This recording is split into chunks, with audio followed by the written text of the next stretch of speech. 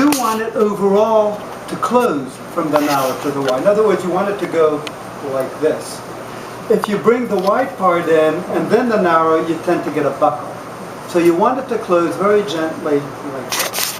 And that'll happen automatically as long as you strike very gently and keep the edge as straight as you possibly can. Can you take a permanent marker and just make a mark on where you are exactly striking on the side of that? Well, it changes all the time. No, I mean just to start with, to bring it. You're hitting at the top, or you're hitting halfway No, down? right now I'm going to be. I start by hitting on the side.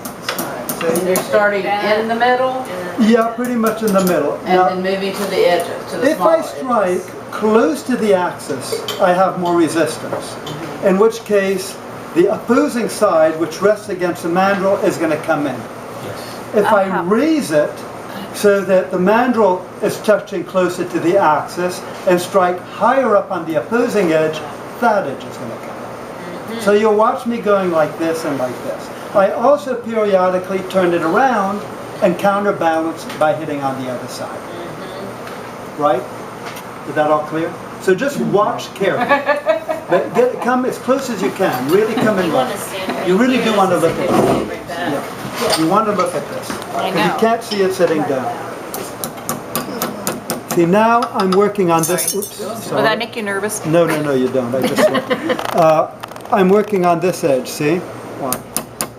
So when you're holding it correctly, are they actually both moving in at the same? Yes, a little bit, although the left is coming in more than the right. So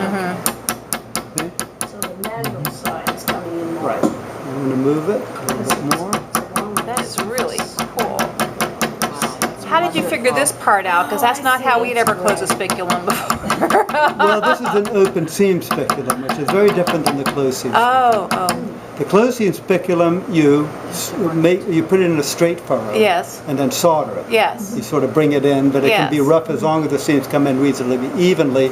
You solder it, and then you oval it and bend it and oval it and bend it. Okay, that's the way. In this case, the key is to bring these edges in so that they meet evenly. Wow. Yeah. Now, are you moving it up and down as you do it, so you're getting the... Yeah, I'm sort of moving. I'm just looking at the edge as it comes in evenly. Now at this point, see, I brought the edges up here, so now the edges are almost high enough to close.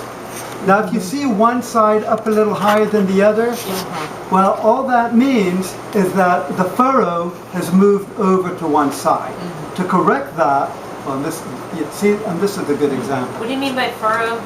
This is the furrow is the bottom of the U.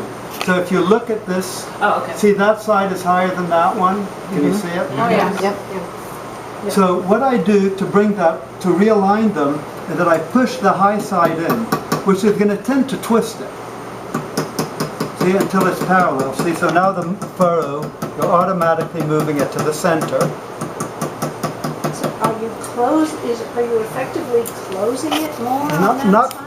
Well, yeah, you're pushing it in a little bit more. Bending it. Right. In fact, I'm almost going to close because I was so off center here. But you see the furrow is, then move it over.